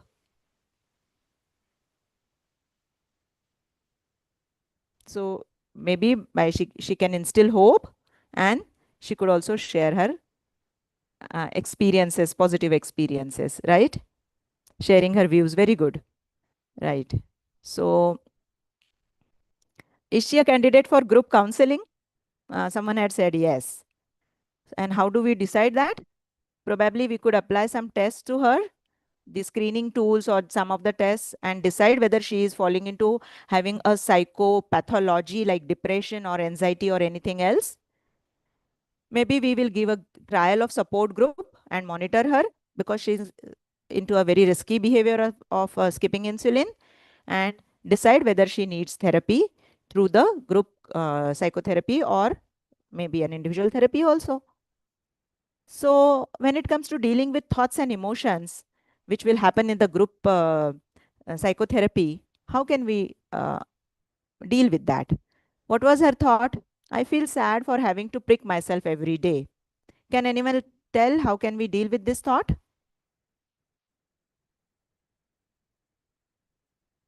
So as sir was telling you to scale, and with all participants could be asked to scale their sadness or their pain, right? So when she knows that, oh, she feels 10 or 8 on 10 when she has to prick, there are many people who are feeling just 2 or on 10, then she can probably know that it is not very big thing. So we could ask her, what other things make you sad? So we are trying to sort of normalizing her reaction, that it's okay to feel sad. It's not a not something which you cannot overcome. So we can also ask her what things make you feel good, so that we reduce her overgeneralization that everything is sad and very difficult to cope, right? So she says it is sad to require that I have to prick myself, but we could reconstruct her thought through the CBT technique. It is sad to require injections every day, but prick is a bearable pain, and that we have demonstrated through the group, right? So diabetes has a remedy. It can be controlled. So we can give a different perspective to her. So this way, the dealing with thoughts and emotions can be carried out with the help of group, and this can probably help the patients pretty much easily, or with a different perspective, I should say. So coming to the conclusion, group therapy is an evidence-based tool for treating chronically ill patients with mental comorbidities, but it is, I think it is put less to use. It uses presence and participation of group members for achieving psychotherapeutic goals. Support groups are generally manned by peer leaders. Facilitator guided support groups are useful, cost effective, and time saving. Pediatricians can be excellent facilitators and could run or refer to support groups, their patients suffering from chronic illnesses, and they should team up with trained group counselors for different CI patients. So these are my references, and together everyone achieves more. We all know this, and thank you for your patient listening. Thank you so much. Thank you, ma'am. Thank you for the talk. And support groups, we all know about the support groups, but when we have our patients, it's always better we can also initiate such support groups, so that the group counseling can be initiated and brought to them by us. So thank you, ma'am, for the talk. Now we are moving on to our next talk, that is by Dr. Manmeet Sudi. Madam will be speaking about the great transition moving to adult care. Ma'am is a professor and head of department of Government Medical College, Amritsar. She is also the author of IAP Adolescent book. Over to you, ma'am. Yeah, thank you, Dr. Vidu, but I'm not able to share because it says that host has disabled. So can you just let me share? Yes, ma'am, 1 second. So while we start sharing the slides, it has been 4 wonderful sessions regarding transition. Transition, as the word says, it is basically, we understand transition as any normal child who actually goes through puberty and then becomes an adolescent and then grows up into adolescent and then young adult. So there is many things that change. Dr. Vidu, are the slides visible? Yes, ma'am. Yes, ma'am. Yes, ma'am. Yes, ma'am. Can you So just when- move the slides, ma'am? So Yeah. we'll have an... So it is moving? Yes, ma'am. Yes, ma'am. Okay, okay. So when we are talking about transition and when we are talking about children with chronic disorders, it is very important because we also know that in chronic disorders, the child usually has so many psychosocial impact about the disease itself. And when the transition happens, the transfer of care has to happen from the pediatrician to the adult physician. So such disorders which are commonly encountered are physical also and mental illnesses also. So for example, as the index case that we were discussing today, that was about mainly about Maya. Maya, who is a type 1 diabetic, and how she is going from being a child to now growing up with a chronic disorder to be a young adolescent. So how do the healthcare professionals facilitate this transition is the topic for my talk. So why the transition matters? Because the care has to continue in these cases because these are chronic disorders. So like if a patient is having chronic kidney disease, this patient is not going to get cured once the patient gets into puberty and later on. So the continuity of the care is to be maintained so that the complications and hospitalizations are reduced. Secondly, if the pediatrician does not do the transition in a proper way, there could be risk of dropout during the transition because the child is not growing into an adult and adolescent and may think that the disease may change or even disappear. And plus, we all understand that the adolescents have different developmental needs, which are very unique because now they are into a lot of chaos and conflict as far as independence is concerned, autonomy is concerned, and their own identity. So, this identity of having a chronic disorder is going to now transit of just being a child to now being an adolescent with a chronic disorder. So that is why these adolescents may most commonly struggle to manage their health as they become more independent. We require transitional care because it will help them move smoothly from pediatric to adult services without any gaps in the treatment. Pediatricians have a major role to play in this. So this we'll be discussing in the next slides.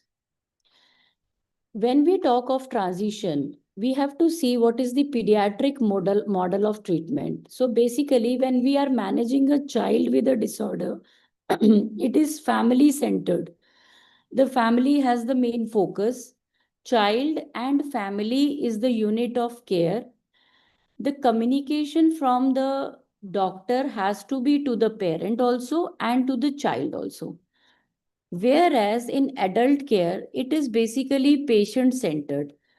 Individual patient is the main focus area, and the communication is not triangular but direct. That is, the doctor always tells the young adolescent or the adult regarding the disease and the management. In the pediatric model, the approach is to emphasize that the parents remained involved and they are also involved with the education and the emotional support of the patient. Whereas in the adult care model, we basically emphasize upon autonomy and how to manage by your own self and empower the adult or the adolescent to manage the chronic illness. So the transition focus in the pediatric care is to build self-independence and self-management skills. Whereas in the adult care, it is basically about a self-directed health management.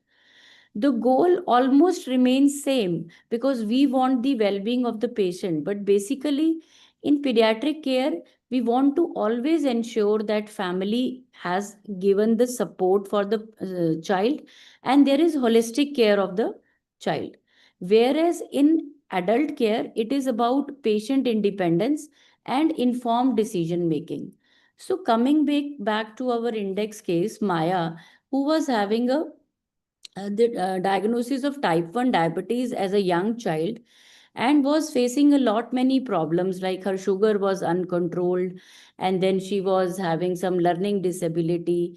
Now we have to enroll her in a 2-year transitional care program.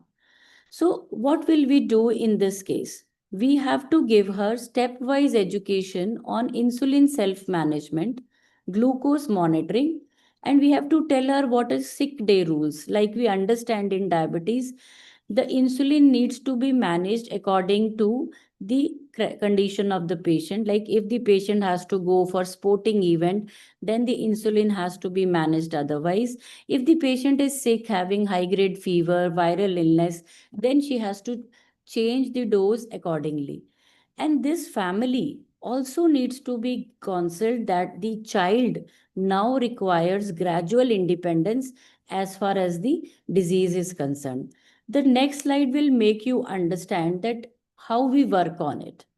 So just have a look at the first picture where at 15 years, the pediatrician has started structured transition planning. So over those next 2 years, she learns to manage insulin independently and maintain her medical summary, which is very important in all chronic disorders. And she keep on attending the transition clinics. So that is important because now at around 17 to 18 years, the pediatrician is going to hand her over to the adult endocrinologist in a joint clinic, in a combined clinic where both of them are there. But remember, even after you introduce her to an adult endocrinologist, you remain in touch because that is the integration phase of transition. Thus, the outcome could be a smooth transfer followed by a continued follow up and improved self confidence of the patient and a stable glycemic control. So, here comes the role of pediatrician because we have to go through early planning for all chronic disorders starting around 12 to 14 years, then using a collaborative care model where we use the patient, the family, and the adult providers in collaboration because all of them have to be a part of it. So it should form a big unit of collaboration to take the child through transition. Educate both the family and the patient about how to manage the disease, what are the rights of the patient at this time, and what are the responsibilities. And then create a transition policy in practice, which can be developed within the clinic or the hospital. So, how do we actually go through the transition process? So, there are main four steps or phases that are there. One is the preparation phase, where we prepare the patient for idea of transition and assess the readiness. For assessing the readiness, we can definitely use some questionnaires like the transition readiness assessment questionnaire, which is also called the track questionnaire. I'll be sharing it in the chat box and you can go through it. And then we have the planning phase from 14 to 17 years, where we basically set the goals regarding the disease management, build some independent thought process about disease management, and create summaries how to go about it. 17 to 19 is the handing over. Remember, this handing over has to be with warm introductions and it is never a complete handover because the fourth phase is very important, which is the post transfer phase or the integration phase, where both the pediatrician and the adult physician help monitor the adaptation to the new healthcare system and they help to support engagement in adult care. During all this process, the teen will go through a lot of challenges. And that is why we need to empower the teen with chronic illness by building self efficacy, by gradually shifting the responsibility of taking care of his own health in his own way, teaching the condition management. So, how to manage, different things like how to manage your medication, how to manage the appointments with the doctors, and if there is an emergency, how will you go about it? Also, encourage independent decision making.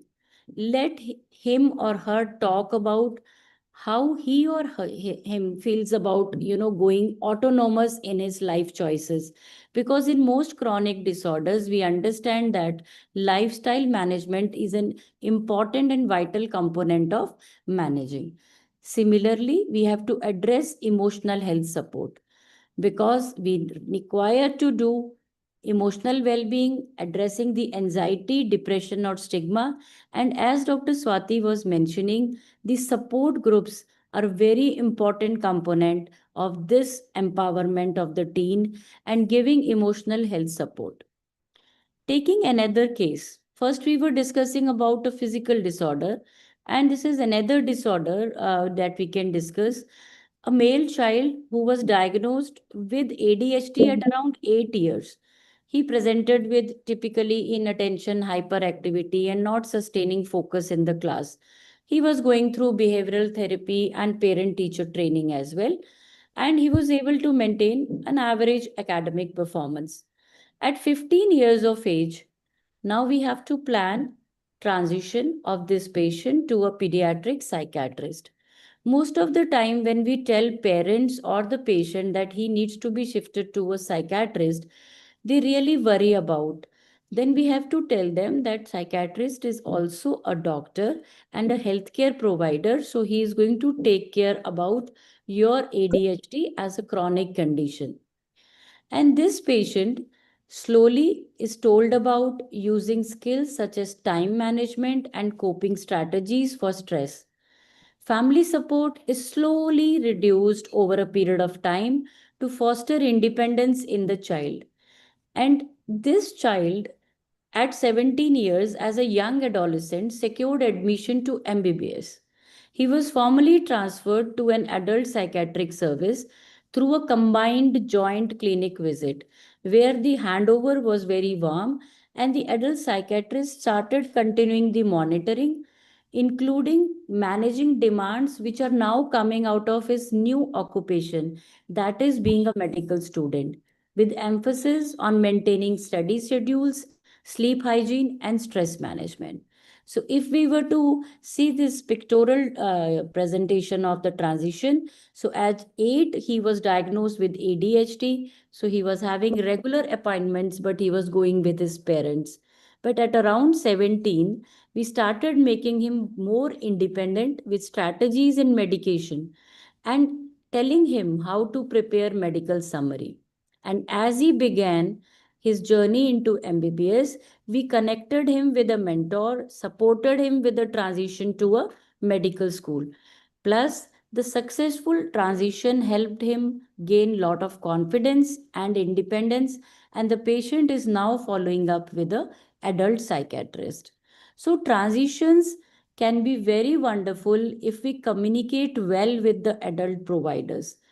Warm handovers with joint meetings, it may be one, two, or multiple in number, and shared care plans. You don't just have to take your responsibility off. You have to share comprehensive care plans, including what was going on in medication, what were the past interventions, what were your goals of treatment at that time, and what are your suggestions to the adult physician regarding how far this child or this adolescent will perform now. Joint clinics should continue for a longer time to smoothen the period of transition. We have to have certain special considerations like in intellectual or developmental disability, sometimes this patient may require guardianship support also. So we have to have a tailored planning. Like in the previous case of ADHD, we also gave him a mentor in the medical school who could actually look after his medical condition and be a good support for the adolescent who is now in medical school. Coming to rare diseases, here also we have to think twice because sometimes the adult physicians do not tackle or manage rare disorders which happen in childhood. So, for those times, we have to continue giving some inputs. Even being a pediatrician, the child now may have grown into an adolescent about 18 years of age, but rare diseases, the expertise available with us or the programs available, the algorithms of management should be shared with the adult physician, and you should always give a supporting hand to the management.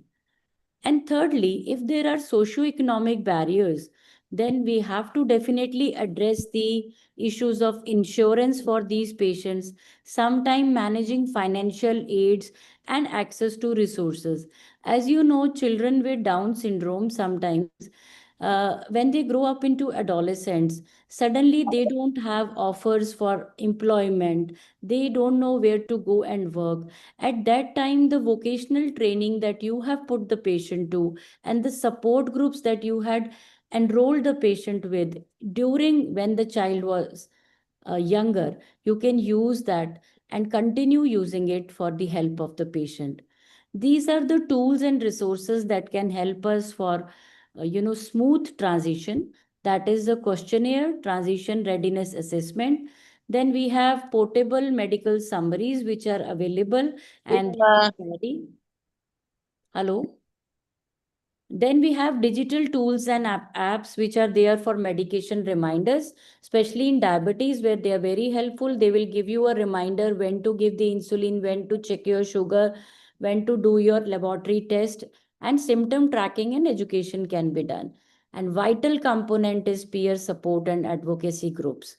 So this is for reference, and for further reading, I would suggest that you can go to this website gottransition.com, where the health transition process measurement tool is there, and we can use these 6 core elements in all patients who are transiting. Like it is about implementation requirement, so we have to check what is the score. So transition and care policy is there or not. So if it is there, it is 5 score, or if it is not there, it is 0 score. Similarly, if tracking and monitoring has been established, it is 5 score, otherwise it is 0 score. Other components include transition readiness, which can be adopted via a standardized readiness assessment, as I've already mentioned. Then transition planning, whether we have done the planning of joint clinics, medical summary, and telling the patient about disease management. And the fifth and sixth component are transfer of care and completion of the transfer. If they are nicely done, it is 5, and if not, 0. So then overall, the parent and the caregiver engagement can also be assessed, where the youth or the young adult is involved along with the parent and caregivers in the implementation of the transition. So we can score this way. So such posters and materials can be also shared with them online, and it can be put in the clinics as well, because these will let them understand how transitioning to adult healthcare happens. So basically, what transition topic should be, we should think about each year. So basically, the pediatrician has to make a timeline which goes from preparation, then planning, then handing over, and then integration. So this whole process should continue starting somewhere year 11 to 12 years, and then completion by handing over the patient to the adult physician. So this is again a pictorial representation of the 6 core elements of transfer or services and care, both the things. So this is just a last case that we need to discuss, because nephrotic syndrome is a very common illness that we get in young children. And these children, when they grow up to adolescents, they are usually living with the same problems. So at 15 years of age, a child who was diagnosed at nephrotic syndrome around 6 years of age, the structured transition planning is to be started. So first we prepare the patient, educate the patient about the disease, medication adherence, and we tell them emergency planning, like what are the signs of relapse like edema and proteinuria. We also encourage them to start taking responsibility of self monitoring through 14 to 16 years, how to do the urine dipstick test, how to get their blood pressure monitored, and they can self monitor their blood pressure as well, and then assist them to prepare a medical summary. Medical summary is very important in transition, because that is what connects the pediatrician to the adult physician. And then tell or educate the patient about the treatment course, relapses, and complications. Over the next 2 to 3 years, they can attend transition clinics where both pediatric and adult nephrologists participate jointly. He practices independent disease management, learns how to contact healthcare providers when required, and then slowly he assumes control over his treatment refills and medical records. And by almost 18 years, he is ready to just monitor himself by an adult nephrologist. But remember, the pediatrician can always stay back for any kind of help, or any kind of guidance regarding the latest guidelines and all. This is the transition in pictorial way, diagnosed at 8 years, age 6 years, and then at around 15 years, transition planning begins, educating him about disease and the adherence, preparing summaries, then in a joint cleaning, transferring him to the adult nephrologist. After that, keeping a stable follow-up, timely relapse recognition, and outcome has to be a preserved kidney health while the patient has become an adult. So, to conclude, the successful transition requires empowerment of the teen, timely preparation, and support from both the pediatric healthcare provider and the adult healthcare provider. Pediatricians have to play a vital role in guiding teens and families through this journey. So, what we need to do is we need to start early, plan the collaboration, support holistically for the best outcomes. The patient may outgrow your clinic, but you can always maintain a connection with the patient. And remember that connection always helps. Thank you so much. I'll be sharing the readiness questionnaire in the chat box for detailed studying by the delegates. Thank you.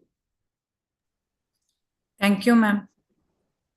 So the transition is very important, and ma'am has actually elaborated it well. We usually we find it difficult if we sit in the endocrine patients, especially type 1. We have seen many at a times. They come back, they say they feel uncomfortable, they don't know what to do. How can we ask them? What will we do? Can we call them? All this comes out.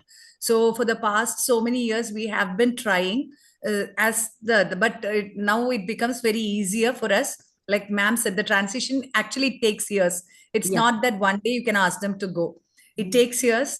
And for almost all the chronic illness, but type 1 is one of the conditions we have always seen that they feel uncomfortable mostly. Thank you, ma'am, for your session. The only point I would like to mention is that you don't disown that patient. You know, the patient is still yours because he's been with you since 5 or 6 years of age. So you know his nutritional status, his growth monitoring, his whatever medical complications he has had. So the handover cannot be in one day. It has to be planned, structured, and then it has to be taken over to the end. And even after the handover, you don't lose that patient, and the patient should not lose you. So even if there is some problem, you should again come back to the pediatrician, because somehow their faith in you is very strong. So they take time to get into the adult setups. So it is like that.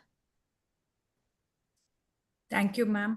Yeah, continued hand holding, Dr. Swati has written. So that is the beautiful word we can stick to. Continued hand holding. Wonderful.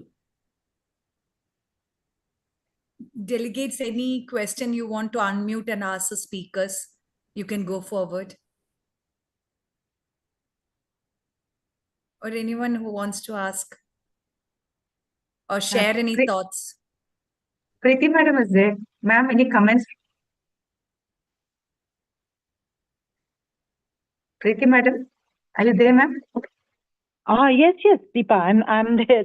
I'm there. Yes, so that is a wonderful presentation, Manmeet. That's really good. So at this point, I think I would say this transition is extremely important, and this is one way in which we can start adolescent care in medical colleges, I feel, because we are kind of hitting a roadblock, saying that adolescent care is not really taking off in the medical colleges. So instead of previously when I was writing the guidelines, I used to say that we don't even have adolescent clinics. Why can't we talk? How can we talk about transition? But now I think we should take an opposite viewpoint of it. We should start transition clinics, because that is easier for us in medical colleges where there are so many chronic medical disorders. And I think we can start from there and then go to, in fact, the routine adolescent care. I think we need to change our thinking right now. So I think it is really important. I'm so glad, Manmeet, you took this. And I think this should be taken for all medical college faculty, so that at least make a beginning, because we are just not able to kind of make a beginning. So when you said, start at 15 years and all, because most of the medical colleges have, if I'm not wrong, 14 to 15 years is right now, while some have graduated to 18 years. So that's wonderful. But 14 to 15 years, what generally people are looking after. So I think we start from there and then take it forward. So thank you very much, Manmeet, once again. Thank you, ma'am. And I would suggest that Dr. Sushma, ma'am, we can have a workshop for pediatricians how to do transition care. And in the next Adolescon, maybe. Because most of the pediatricians don't know what to do at around 13, 14 years with these patients when their doses and demands and vulnerability to complications is increasing. So I think we can definitely be more wiser by such workshops whenever they happen. Thank you. Yeah, ma'am, here in Calicut, we have somewhat transition clinic. So the Vijay Kumar sir and the man, he is a pioneer in endocrinology also. He is going to discuss with the Dr. Chandri is taking care of the adult patients. So there will be a graduate transition there, usually doing us. And in our setup also, I am in the charge of Ashadara, that is the hemophilia patients. So many adult patients also I had to cater also. Right. So we are practicing it, ma'am. That's wonderful. The topic chosen was very good. Actually, the whole thing, it was totally a new thing. I think starting from first talk, everything was worth listening. Any Yeah, inputs, Shamik sir? Yeah, I think so. I mean, I wish we can do this physically, because the kind of scenarios which we are presenting, if they are rehearsed with the delegates, and obviously people will keep making mistakes, but it is only from the mistakes that we will learn, because a lot of us are not really used to counseling, and so our instincts take over and we tend to sermonize a lot more. So if it is practiced, I think so that is the only way in which we can learn and make ourselves perfect. Swati ma'am?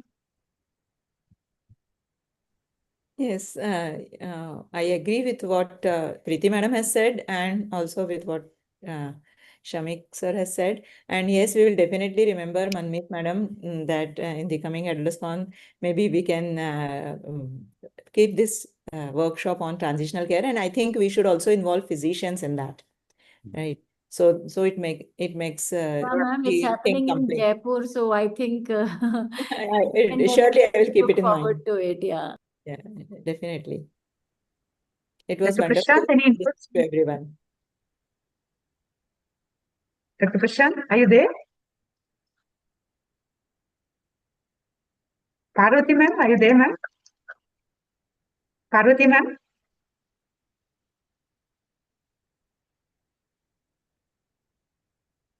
So if nothing else is there, then I think thank It you was a all very for nice discussion. Very enjoyed it very well.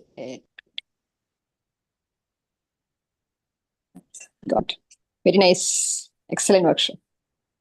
thank you.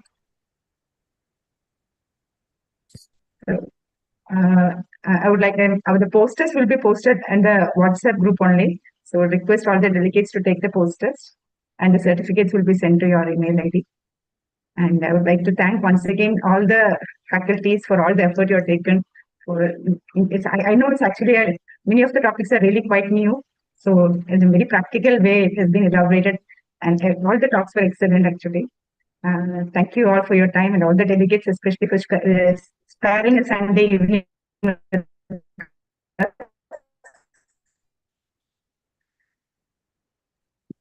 Absolutely our pleasure. Thank you.